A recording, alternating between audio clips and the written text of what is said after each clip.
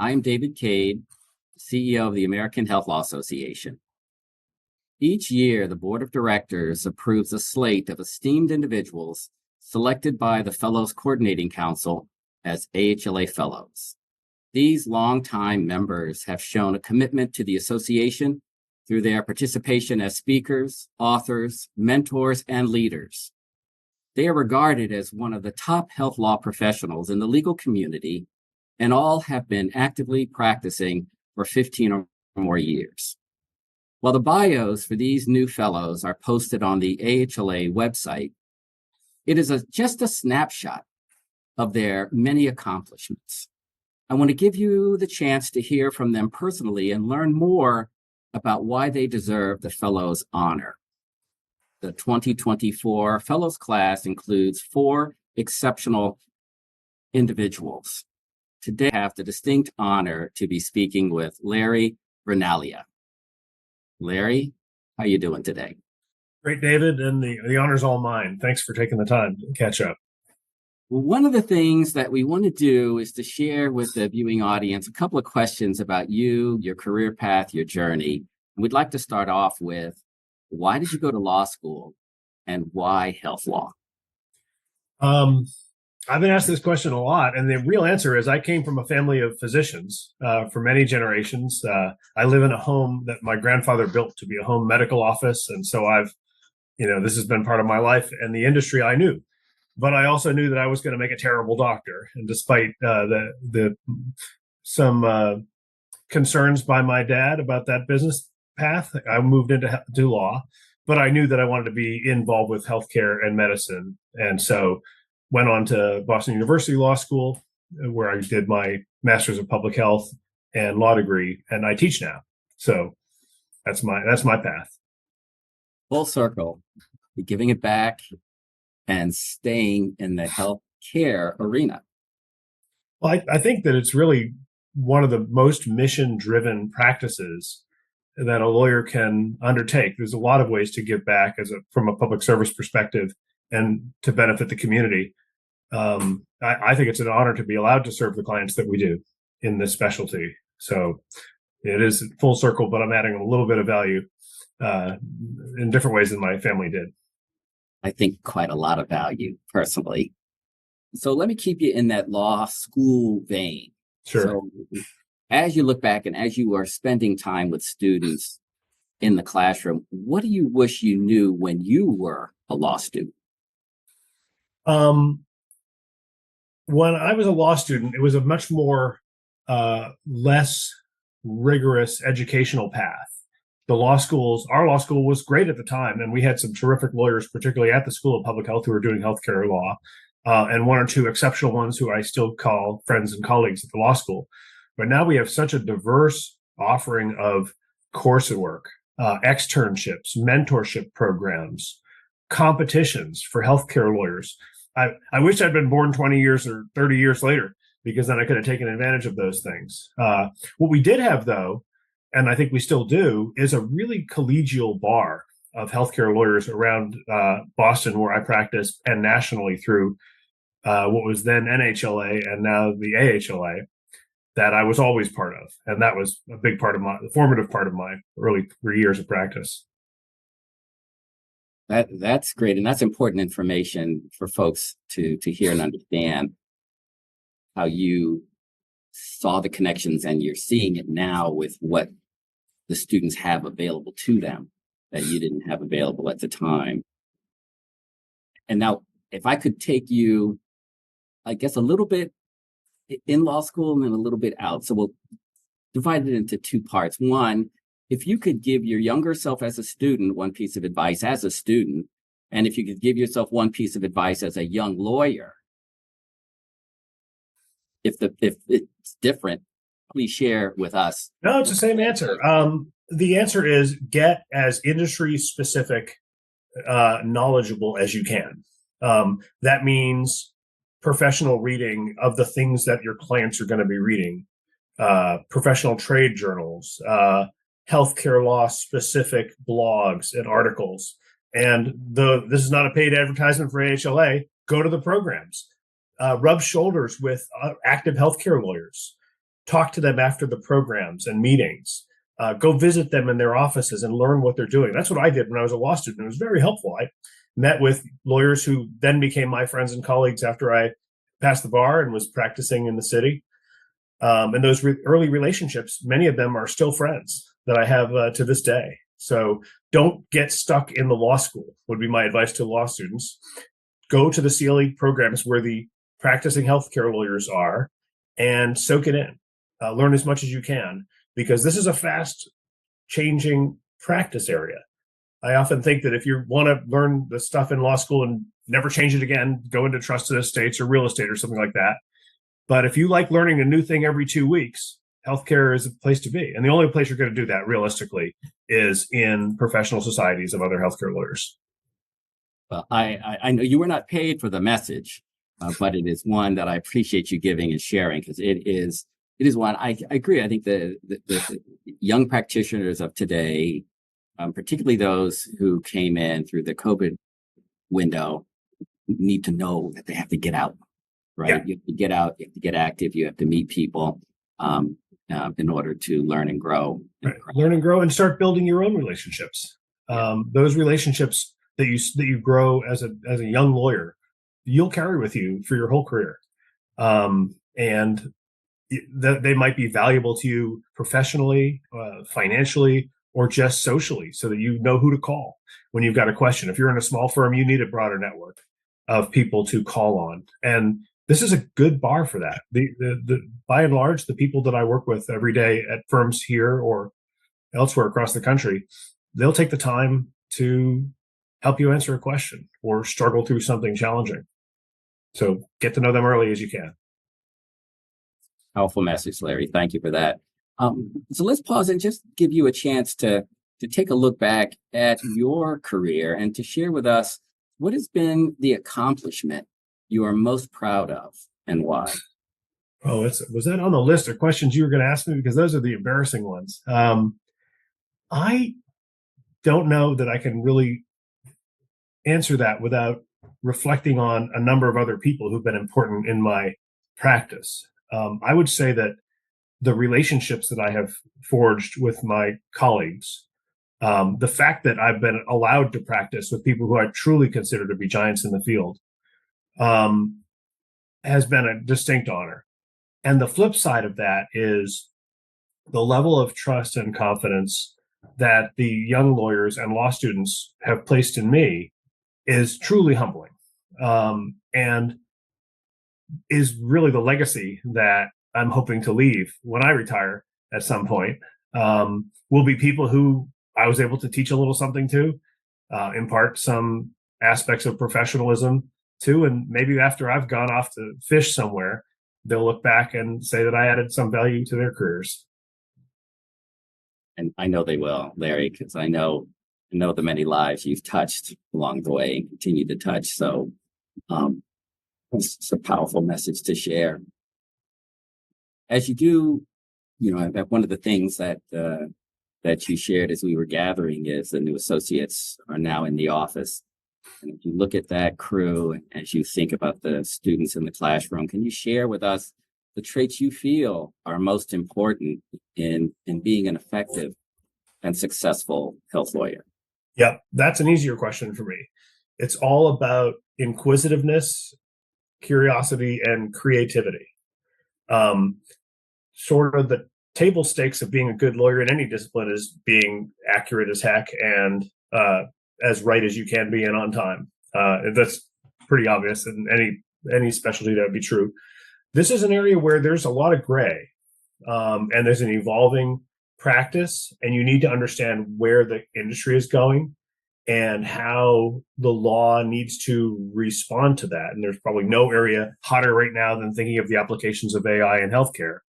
And a curious and creative lawyer, even if she's 23 years old, can make a big difference in the industry right now. So being able to apply what we know about our current laws, regulations, and policies and where they're going, be able to help your clients accommodate them in an ethical way that advances the public interest and public good. That's the secret of success for a young lawyer. Should all take note, the inquisitive mind, right? The thirst for knowledge, the ability to stay in this active field. And take a chance. Take a chance with a creative answer that might be wrong. Take a chance with stretching the applications of laws to meet some of these new challenges. And maybe you'll be wrong. It's okay. But at least you've tested it. And you can test it with your peers and colleagues and see if maybe there's some legs to it. That's what separates a good lawyer from an outstanding lawyer. So I wonder if, as students are matriculating through law school, if they somehow learn to be risk averse and to fear failure. And I think one of the things you're saying is take risk. You're 100% right, David. There's a fear of embarrassment. There's a fear of looking like you've got an answer which is non-standard or worse. But when I grade exams, you're not always looking for the right answer. You're looking for the right approach for solving a problem. You're looking, have you spotted the right issues, and you're struggling with them and wrestling with them to get to an answer that's the best one for your client and for the community that your client serves. So yeah, take those chances and go to the partner or whoever's your supervisor or mentor and try it out. Don't be afraid that they'll say you're wrong on that. You might not be, by the way, but at least you've tried. Well, speaking of mentors, did you have a mentor, and why were they so impactful in your life? I've had a series of people who I've been blessed to call mentors and friends and colleagues who took chances on me when I was a young lawyer who knew nothing, trained me on not just the things that you need to know to be a good healthcare lawyer, but the patience and thoughtfulness of handling client interactions where sometimes things are going to be difficult. And these are human beings who are struggling with a challenge in their professional career. And our job is to help them navigate it as a lawyer, but also to be there as a person for them. And I think that the best mentors I've had haven't always been at one extreme of those poles of advising, but have certainly played that role for me, taught me how to do that.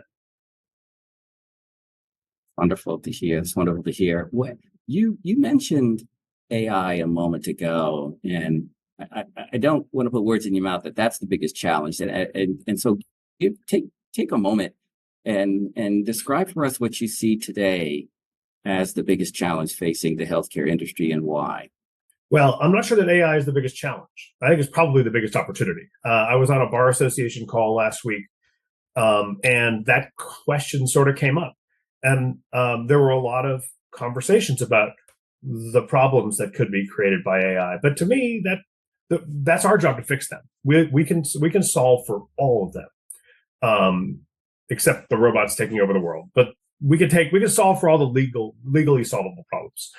To me, the opportunities here are endless, and I'm not afraid of it at all. I'm delighted by it, and I think that lawyers who are at the front end who can help. When right now it's an unregulated space, by and large, there's a little toe in the water here and a toe in the water there. I'll be speaking at a conference on AI at Bentley University here in Massachusetts tomorrow, and we're in a place where the industry is starting to regulate itself a little bit. There are some really fascinating coalitions of providers.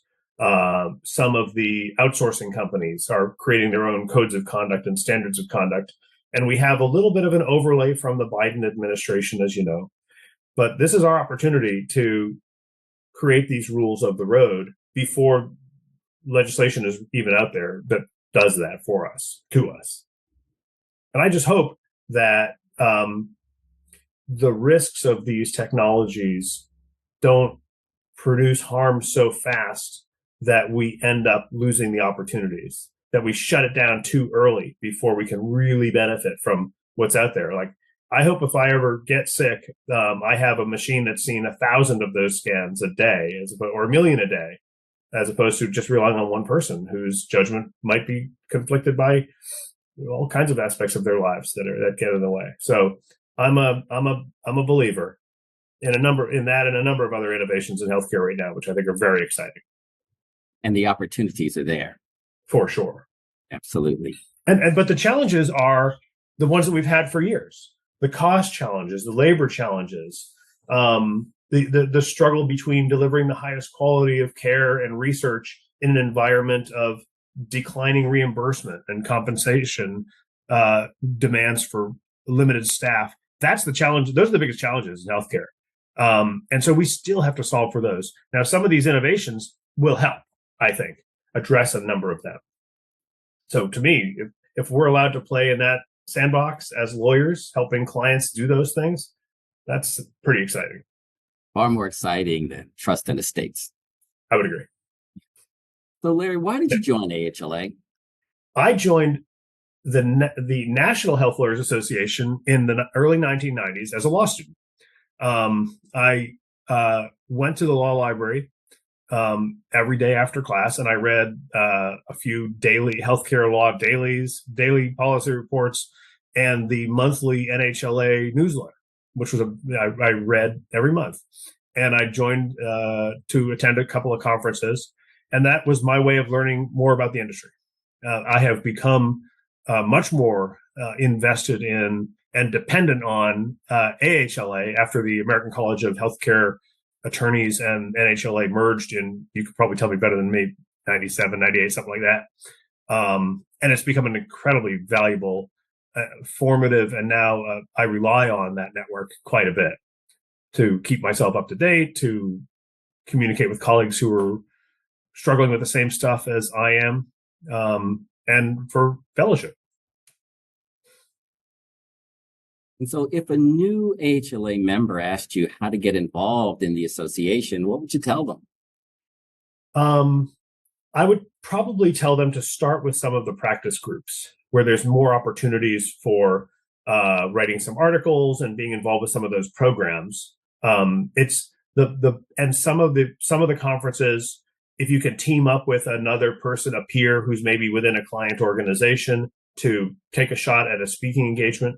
These are very competitive slots for anyone, and you have to take a bunch of shots on goal before you get yourself into those opportunities. So don't be discouraged, is what I also say. If you apply to speak at the Medicare and Medicaid Law Institute and you get turned down this year, that's okay. Still go. Network with the people there. Find out what program hasn't been offered. Pick a buddy to make a better proposal for next year. It's a long game in the practice of healthcare law. And so I have some associates who've been doing that, and a number have been accepted to speak at some of the more prestigious AHLA conferences of the last 12 months, and I'm real proud of them. But they had to pay their dues to do that. I appreciate your comments here. There's a message that we constantly try to share because we know folks can get discouraged. And as you said, it's a long game. Folks are in for 30 plus years of practice. Sure. It's the long game, and it is competitive. And I like your message, appreciate your message of folks don't get discouraged, continue to stay engaged. And there's a lot of ways to get engaged. So you've touched on several of the AHLA benefits, the opportunities to speak and to lead when you start your career, to read and to see what's available through NHLA. What benefit has been the most important to you? Which AHLA benefit?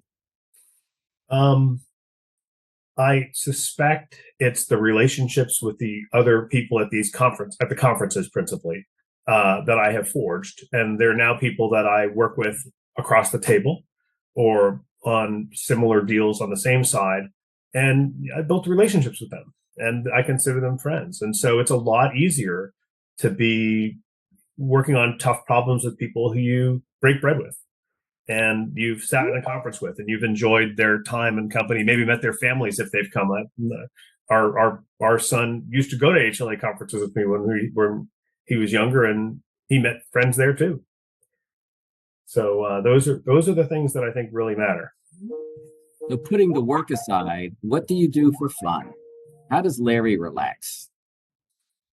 Wow. It's funny.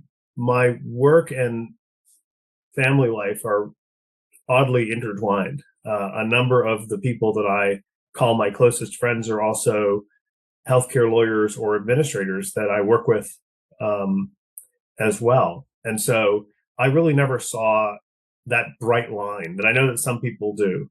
But I've always thought that was kind of a nice thing about this practice, particularly with our clients who are similarly mission oriented. They are excited about their work when they go home too, and we don't mind chatting. So we spend a lot of time entertaining. My wife is a professional herself, but also a wonderful chef and friend and mom and advisor to a lot of people. And so we've got a lot of tight circles of friends that we just spend a lot of evenings with. Sounds like you have great balance and a vast network with folks. I don't know about the balance, but yeah, the network and friends for sure. Yeah, sometimes I wonder. As long as it's still a hard job. Yes, it's a hard job, and yet you still have joy. Yes, I do. I love it. I would never have done a different career path if I had it all to do over again. I'm glad you didn't. We're glad you're here. I congratulate you again on the wonderful honor of being selected as one of the AHLA Fellows. I'm humbled, and I really thank you and the committee for thinking of me in that way. Thanks so much, Larry.